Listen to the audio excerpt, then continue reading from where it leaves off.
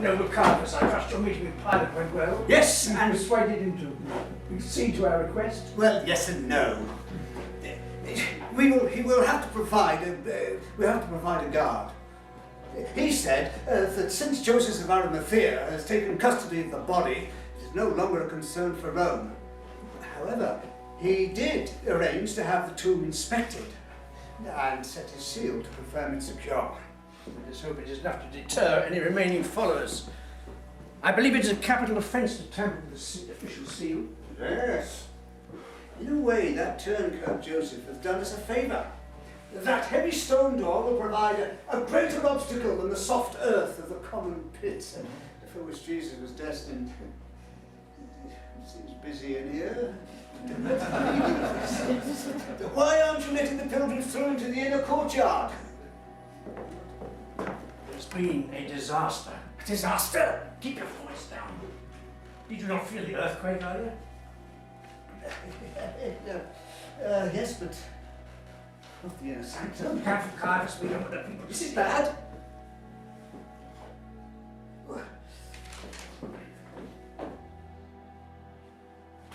Is this a joke? It's hardly there's no stone unturned at all. Look to the far end.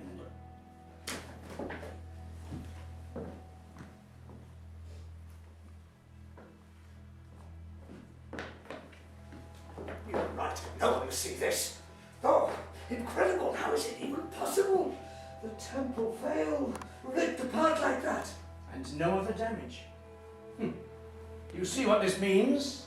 What it means? Why should it mean anything? It's a freak accident. No. Think.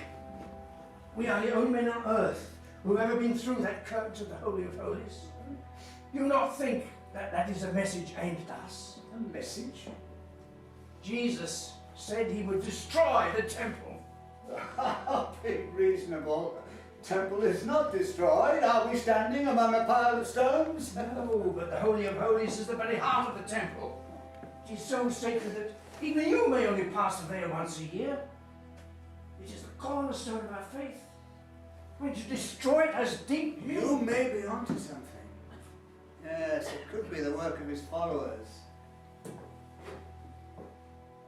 How could they? I mean, pilgrims have been coming and going all day. I've been through the courtyard dozens of times and seen nothing. No, Caiaphas. This was not done by human hands. Do you not see? The Lord is displeased with us. Displeased with us? Are you serious? If he were displeased, surely he would have caused the temple to collapse in front of the entrance and keep us out.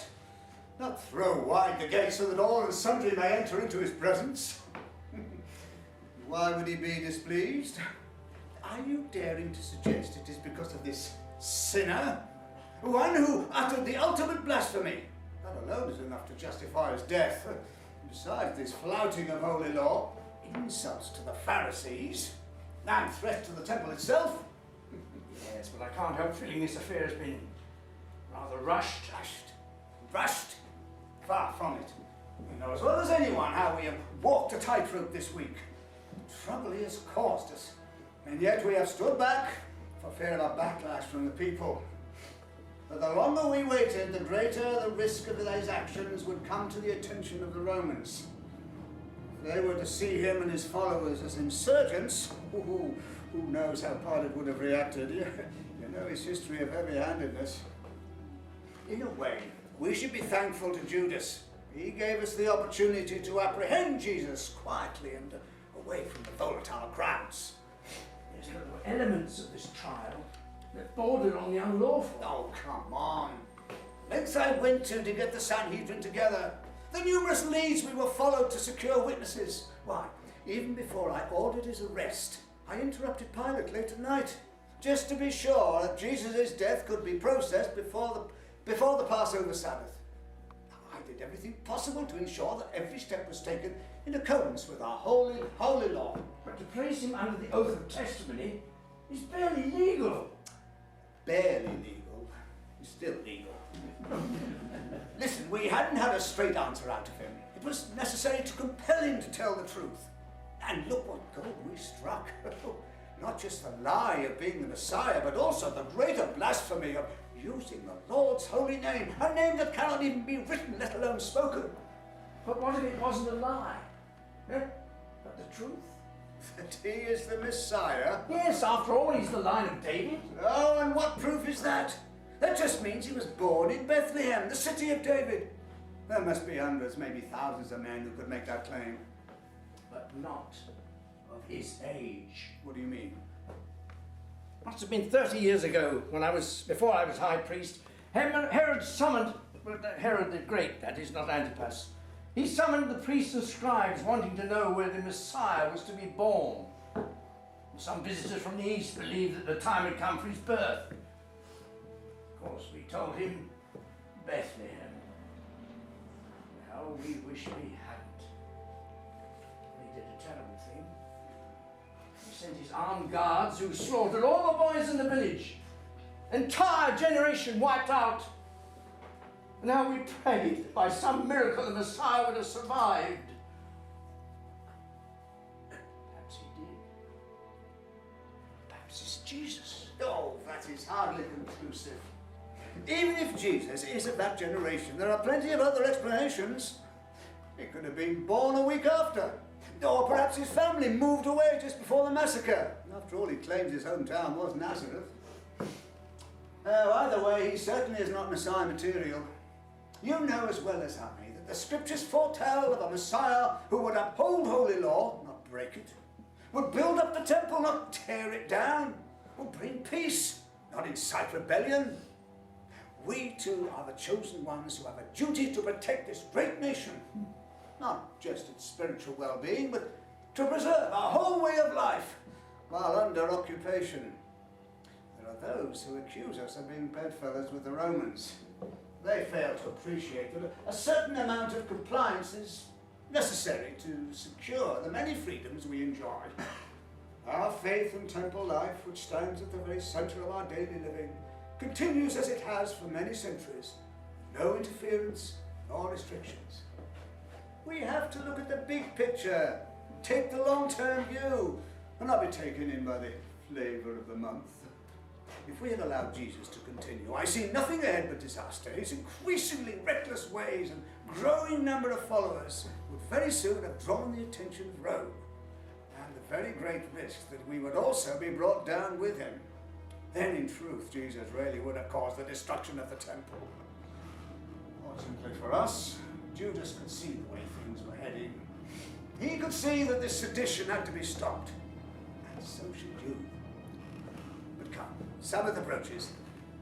Not time to make repairs to the veil. We must arrange to have the altar brought out. Let us see what can be done.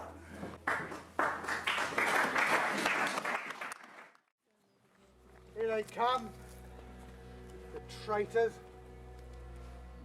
shouting Hosanna one day, then crucify another. Enjoy the show, did you? That's right. Back to your homes. Back to your prison. You couldn't see it, could you? Jesus could have set you free.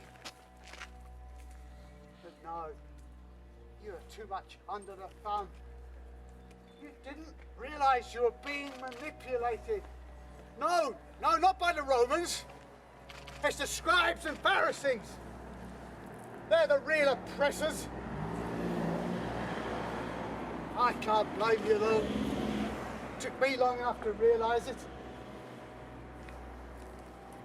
It was Jesus who opened my eyes to the truth. At first I thought all this sparring with the scribes and Pharisees was just showing off, but no, he just wanted us to wake up, challenge these sacred laws by which we live. As God's commandments provide the broad brushstrokes, but it's the scribes and Pharisees. They draw up the detail. Yes, they had deliberately distorted God's law to benefit themselves and to oppress the masses. Yes, our nation was blindly accepting a system of control far more restricted than anything the Romans could impose. So, if there was going to be an uprising, we first had to free our minds before we could free ourselves. As time went by, it seemed like more and more people were accepting his message. One day, over 5,000 came to hear him. Do you know what? He somehow managed to organise provisions for everyone. They say it hardly marches on its stomach, so that skill would prove invaluable come the revolution. By now, I was really beginning to feel he might just be the one, the Messiah. What with all his miracles and wise words? Not that he would admit it though. Peter blurted it out one day and Jesus really ripped into him. Oh yes, he knew he had to keep that one quiet to avoid any Roman attention. It was a couple of months ago that Jesus told us we would be coming to Jerusalem for the Passover.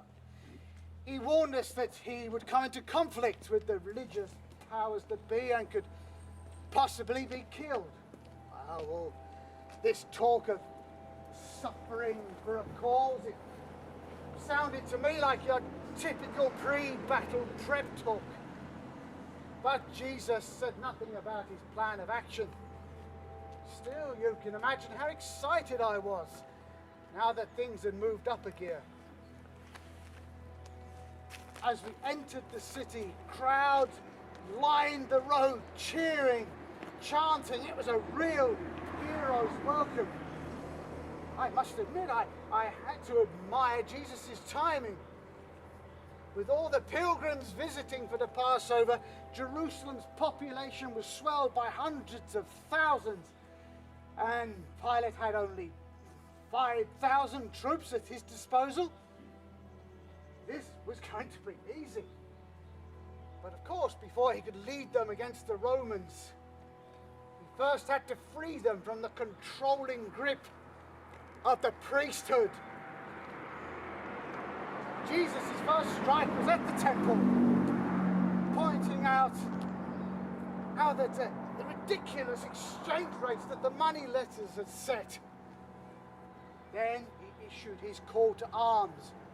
Destroy this temple, and I will rebuild it in 3 days. In other words, depose the religious leadership, and I will establish a new regime. I knew I could help, so I embarked on a little subterfuge with the priesthood. They hated the public humiliations they'd been getting and wanted me to get Jesus on his own so they could apprehend him and engage him in theological debate away from the crowds. They were playing into my hands. A meeting in private would give us the ideal opportunity to turn the tables and ambush them. By Thursday, I was getting nervous. Time was running out. Jesus still had said nothing of his plans, and I hadn't had a chance to tell him of my plan. But that night, I found myself sat next to him as we celebrated Passover together. Rather cleverly, he used the symbolism of the meal to show how he was prepared to lay down his life for the cause, in the same way that the Passover lamb was sacrificed to save the nation. Then he said, "One of you will betray me." I froze. What if he knew only half the story? But then, as we dipped the bread together, he whispered, "What you are about to do, do it quickly." What a relief. He knew my true intentions. How, I don't know, but clearly we were on the same wavelength. It had been agreed that after the meal, we would go to pray in the Garden of Gethsemane outside the city wall. A perfect spot for an ambush. So I left the upper room and I met with Caiaphas.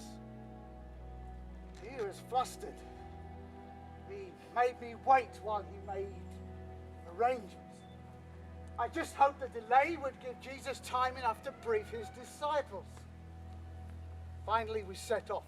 A small deputation of priests, accompanied by a detachment of temple guards. Oh, how the adrenaline was pumping as I led them into the trap. I greeted Jesus, and the guards closed in.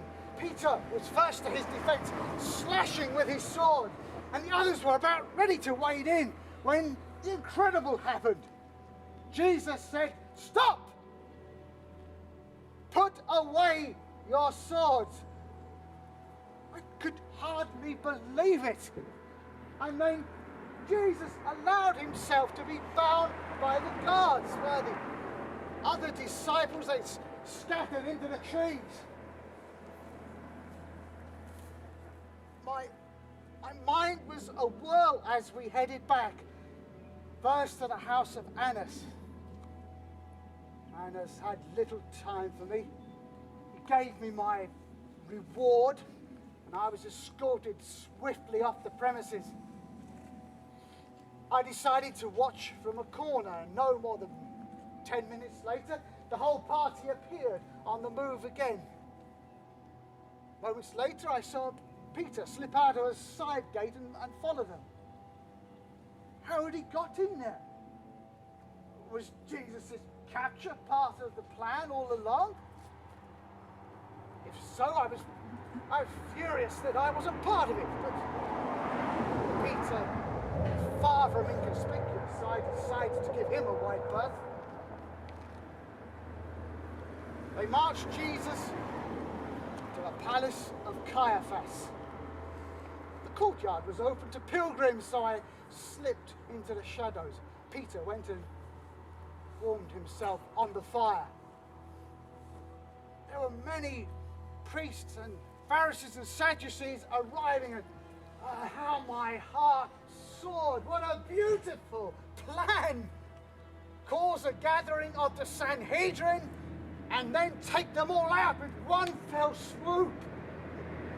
Guards were coming and going, bringing people to the meeting. Some of them looked like they'd been dragged out of bed by the look of it. Hours passed. Nothing happened.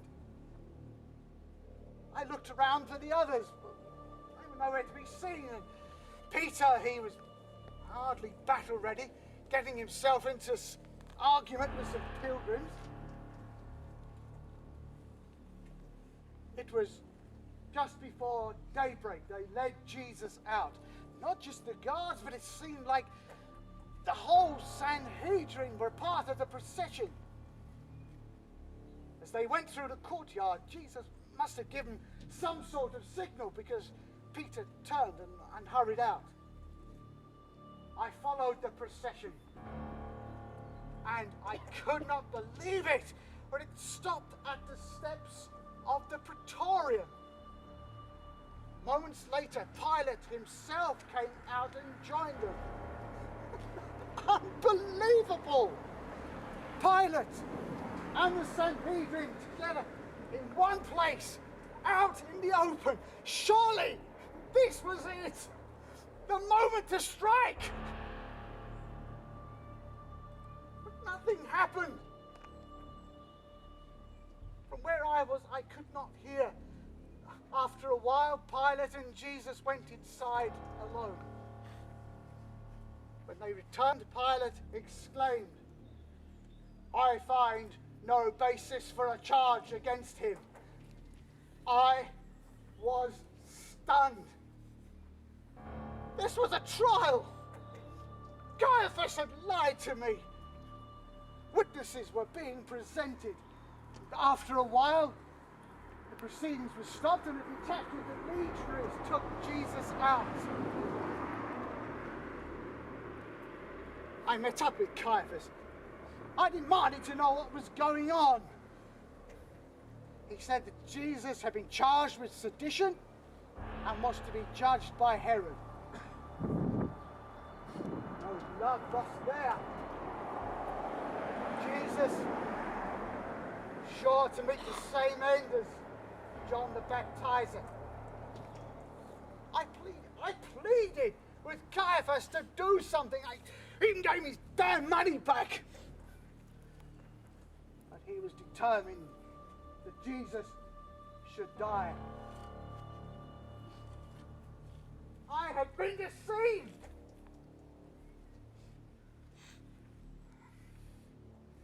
As it happens, Herod sent Jesus back to Pilate anyway. He had made no odds. Caiaphas was in control now, pulling all the strings. No matter what Pilate tried in the end, the crowd got its way. Or rather, Caiaphas got his way. So that's it. It's over. Where were the others? Why didn't they save him? Why didn't he save himself? He saved others. All my life, I have longed for the Messiah, and I really thought he was the one. But I was wrong. How can he be the one? He's dead. So is all hope.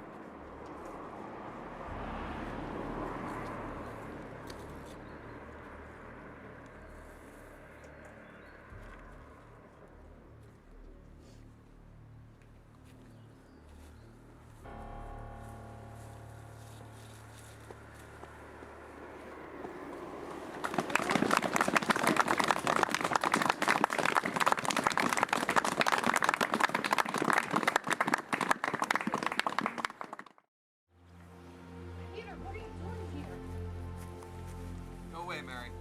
Don't be like that. Leave me alone. Peter, we've been worried about you.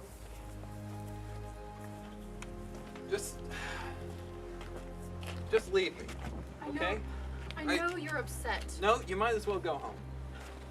We're all upset. All are upset? Everyone's run off. You don't know that. John is here, and James has gone to Bethany to see if any others have gone there. He'll be back with them on the Sabbath. We'll all go back together. Again, by tomorrow night, you'll see. What's the point? What is the point? How can we carry on without Jesus? What are we going to do? Preach? Heal the sick? How can we without the Master? The only one of us who can speak in public is Judas, and see how he has smooth-talked his way into a whole bunch of new friends. No, just wait till I get my hands on him, and I'm going to... No, you're not. Remember Jesus' teachings. It's not our place to judge. Only God can judge. Only He can separate the sheep from the goats, the wheat from the chaff. See, only he could say that. The way he could take the scriptures and make them so simple to understand. Who among us can do that? I don't know, Peter. I've no idea what we'll do now. But even if we do decide to go home, at least we'll go together. Won't you go back to the house? I don't know. Just let me finish this first.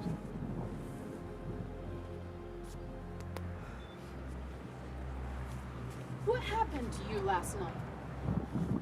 John said that most of the others ran off towards the hills. But he saw you shadowing the guards.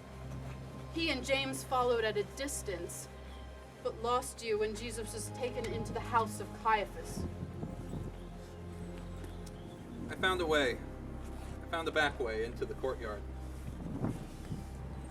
I just wanted to know what was going on. That was brave. Brave! Brave. No, that wasn't bravery. Just proved what a coward I really am. What do you mean? Well, there were other pilgrims in the courtyard, and they could see that I am a Galilean. And they kept asking what I knew about Jesus. And I swore that I did not know the man. Well, that's understandable. They could have had you arrested. It's not the whole story, Mary. Jesus told me last night that I would deny him. I wouldn't accept it, of course, but he was right. When they brought him back at cockcrow, he looked straight at me and I remembered. I couldn't bear it. The shame. So I ran away. Ran where? To the olive groves. I wandered around thinking, I have failed him again. I never seemed to get it right. When I drew my sword to defend him, I was wrong. When I offered to wash his feet, I was wrong. When I hailed him as the Messiah, he called me Satan. Time and again, I let him down. But he never gives up on me. He just gives me that look. You know the one. The one that says, it will be all right. Pick yourself up. Carry on. It's the look of forgiveness. Forgiveness. Forgiveness. How many times can one man be forgiven? 70 times 7. He told you that. Yes. That's right. But all I needed was one more chance. We had all said that we were prepared to die for him. So now was the time to prove it. I didn't know where he'd taken, but I would find him. I would find him, and I would rescue him. At whatever the cost. So I returned to the city and soon learned that it was too late. I had failed again, and now my Lord hung on a cross. I saw you there. I saw John. I saw the others.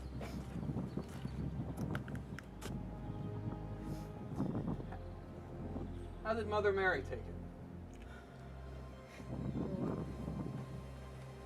She took it better than most of us.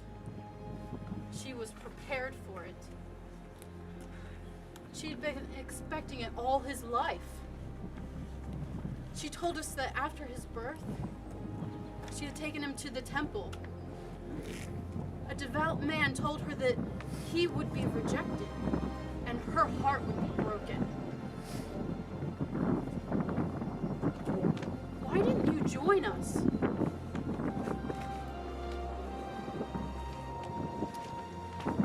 I guess I was afraid. Yes, we were at first too, but the Romans didn't seem to mind us. No, They even let me give him a drink. it wasn't the Romans that I was afraid of.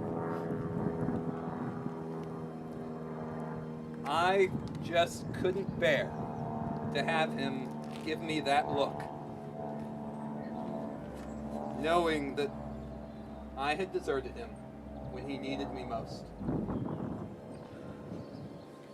But Peter, we're all guilty of that. In one way or another. We all stood by and let it happen. But as he looked down, all I could see in his eyes was love. Love.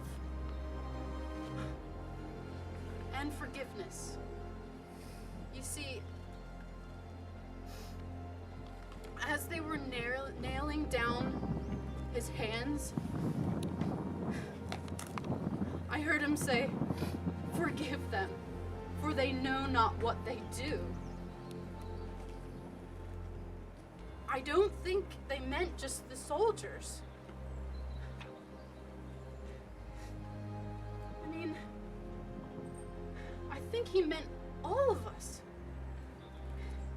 Those who persecuted him, and those who let it happen.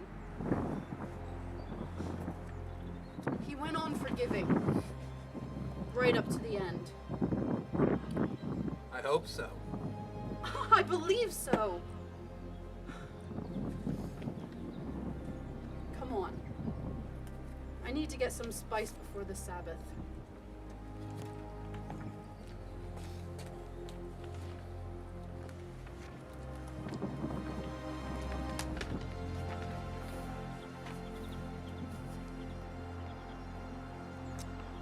This is my blood, poured out for you.